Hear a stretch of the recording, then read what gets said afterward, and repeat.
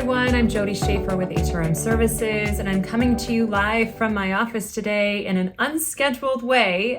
Typically, we would come to you from my kitchen table, doing some HR Hot Topics monthly, but something really important happened last week, and I felt like it just couldn't wait for the August edition of HR Hot Topics, and it has to do with Michigan's minimum wage law and Michigan paid sick leave. Now, for some of you who are less than 50 employees, you may be aware of minimum wage, obviously, but paid sick leave might be something that's somewhat foreign to you. And that's because back in 2018, we had a ballot initiative here in our state. We had one that was trying to get paid sick leave on the ballot for voters to, have an opportunity to vote on. And then we had a separate ballot initiative for raising the minimum wage.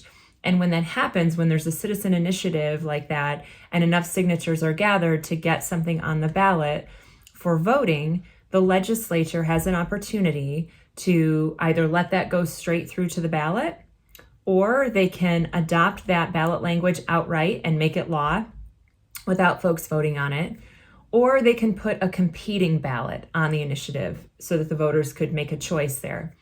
Well, in 2018, the polls were trending that paid sick leave and increases to minimum wage were both highly likely to pass.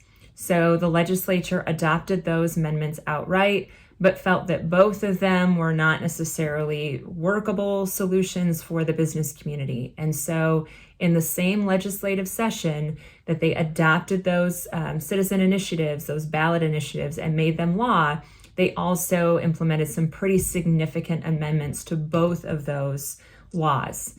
And that's what actually became enacted in March of 2019. One of the significant changes that was made during that amendment process to minimum wage specifically is that instead of minimum wage being at $12 an hour right now, it's at $10.10. So they dropped what minimum wage would be. They eliminated the increase for tipped employees. They didn't tie it to inflation after 2024. So a lot of changes around minimum wage.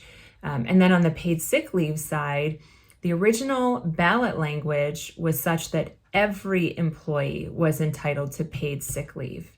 And then there were some rules around how much and how it accrued and what you could use it for, how it rolled over, et cetera. Well, during that amendment process in 2018, the legislature felt that wasn't a workable solution for employers. And so instead of every employee being eligible for paid sick leave, instead, the legislature said, no, only if you have 50 or more employees do you have to comply with this rule at all. So it exempted a lot of small business owners from having to comply. And then for those that have 50 or more employees, it dropped the number of hours of paid sick leave you had to give in a year. So instead of 72 hours, it dropped to 40. And then any part-time workers that don't regularly work 25 or more hours a week, they got exempted from this too. So it cut a lot of the key components of paid sick leave from what was initially in the ballot proposal to what actually became enacted in March of 2019. So that amended language is what employers have been complying with both on paid sick leave and on minimum wage since 2019. Well, on Tuesday of last week, July 19th, the Court of Claims issued a judgment that said what the legislature did, that adopting of a ballot initiative language, making it law, and then amending that law in the same legislative session before it became enacted, was illegal, unconstitutional, that the legislature couldn't do that. So in essence, that Court of Claims ruling says immediately employers have to revert back and follow the law as it was written in that initial ballot proposal, not the amended language that the legislature put forth. So of course, that leaves employers in limbo. So there's a whole section of employers that have not had to offer paid sick leave at all, that according to this Court of Claims judgment would have to immediately start offering paid sick leave. There's a whole section of employees that were exempted from paid sick leave, some of our exempt level salaried employees or some of our part-time, very part-time employees. Well, according to this Court of Claims judgment, they would all now immediately be eligible for paid sick leave in a higher amount. It's not 40 hours anymore, it's 72 hours. So of course, this is like a lot of upheaval. It's pretty crazy. So The legislature is going to appeal this ruling. This was a Court of Claims judgment, but obviously we can go through, we being, the legislature, the employer community can go through and appeal this ruling, and they've issued that appeal. They're writing the appeal right now, and intend to do that. The legislature has also asked for a stay while the appeal is processed. And a stay, if you'll remember from past HR updates, is basically, fancy jargon for pause.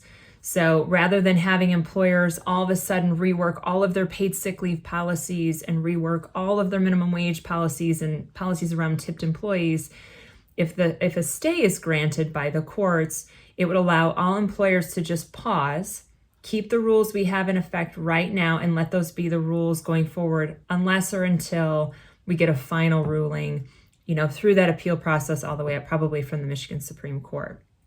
And who knows how long that would take. So we're still waiting for that stay. The legislature has asked that the courts provide, a response to that request by August 2nd. They're actually hoping to hear sooner than that, but as of the taping of this episode, which is 11 a.m. on the 25th of July, we haven't heard yet whether the courts are going to grant the stay. So again, here we are as employers kind of in this limbo state.